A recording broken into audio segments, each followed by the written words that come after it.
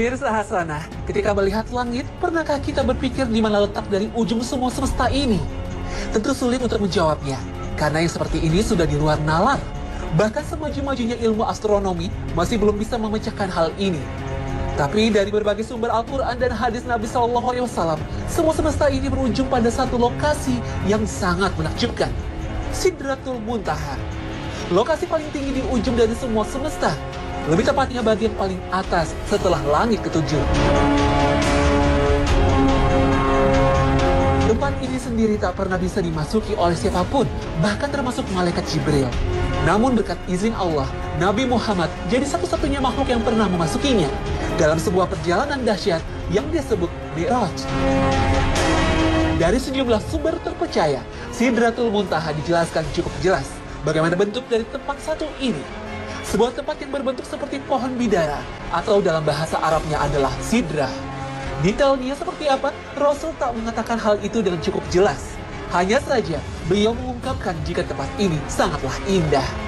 Rasul bersabda, "Ketika aku dimi'rajkan ke langit ketujuh, aku diajak ke Sidratul Muntaha. Ketika pohon ini diliputi perintah Allah, dia berubah. Tak ada seorang pun manusia yang mampu menggambarkannya karena sangat indah."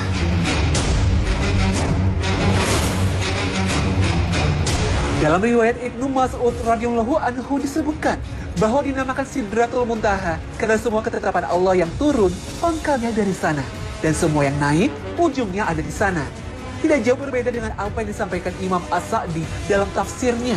Dinamakan Sidratul Muntaha karena tempat pohon ini merupakan puncak segala sesuatu yang naik dari bumi, dan yang Allah turunkan pangkalnya di Sidratul Muntaha, baik wahyu atau lainnya. Bisa juga dimaknai karena Sidratul Muntaha merupakan puncak yang diketahui makhluk. Lebih dari itu, tak ada satupun makhluk yang tahu. Bahkan malaikat Jibril, pimpinan para malaikat pun tak tahu. Satu-satunya yang pernah sampai ke tempat itu hanya Nabi Muhammad SAW saat dimi'rajkan Allah.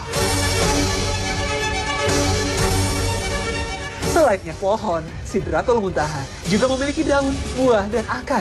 Hal ini juga tersirat dalam sabda Nabi SAW. "Aku melihat Sidratul Muntaha di langit ketujuh. Buahnya seperti kendi daerah Hajar, dan daunnya seperti telinga gajah. Dari akarnya keluar 2 sungai luar dan 2 sungai dalam. Kemudian aku bertanya, 'Wahai Jibril, apakah keduanya ini?' Dia menjawab, 'Adapun 2 yang dalam itu ada di surga, sedangkan 2 yang di luar itu adalah Nil dan Eufrat.'" Hadis riwayat Bukhari.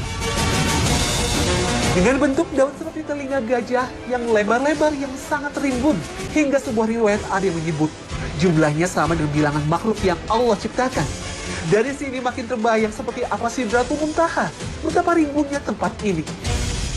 Saking rimbunnya, Nabi mengilustrasikannya dengan sangat tepat dalam sabdanya. Orang yang naik kuda baru bisa melintasi bayang-bayangnya selama 100 tahun atau 100 penunggang kuda. Bisa menaungi bayang-bayangnya. Di sana ada laron dari emas, buahnya seperti kendi besar. Hadis riwayat Tirmizi.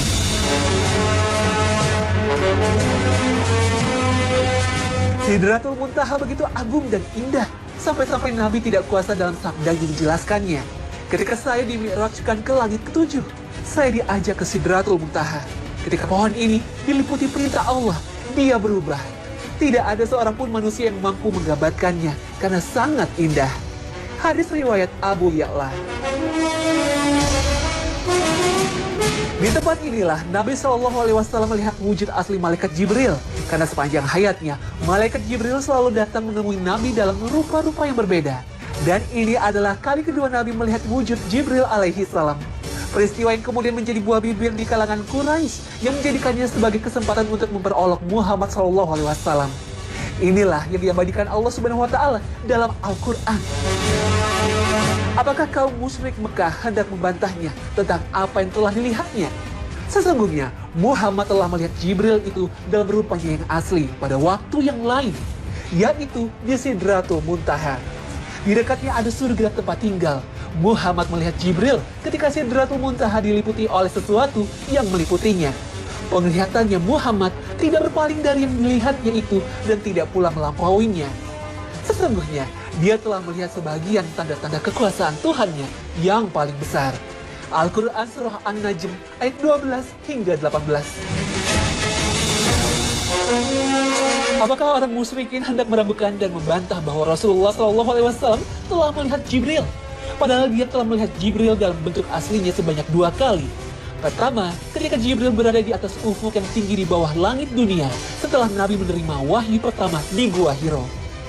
Dan kedua, ketika di Sidratul Muntaha di atas langit ke-7 saat beliau menjalani Mi'raj.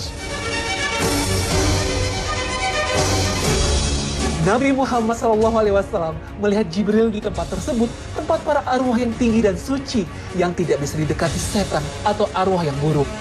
Di dekat Sidratul Muntaha, terdapat surga yang berisi seluruh puncak kenikmatan yang menjadi puncak angan-angan. Inilah yang menjadi dasar banyak ulama yang mengatakan surga berada di tempat yang sangat tinggi, di atas langit ke-7. Ketika Sidratul Muntaha diliputi dengan ketetapan dari Allah, menjadi sesuatu yang sangat besar dan indah dengan gemerlap warna. Tidak ada yang bisa menggambarkan keindahannya dengan rinci kecuali Allah. Pandangan Nabi SAW tidak tolak-toleh dari arah yang menjadi tujuannya. Tidak juga melebihi batas yang diizinkan. Ini menunjukkan bagaimana adab beliau SAW. Saat itu, beliau melihat berbagai kejadian yang luar biasa. Beliau melihat surga, melihat neraka, dan melihat kejadian gaib. Wallahu a'lam.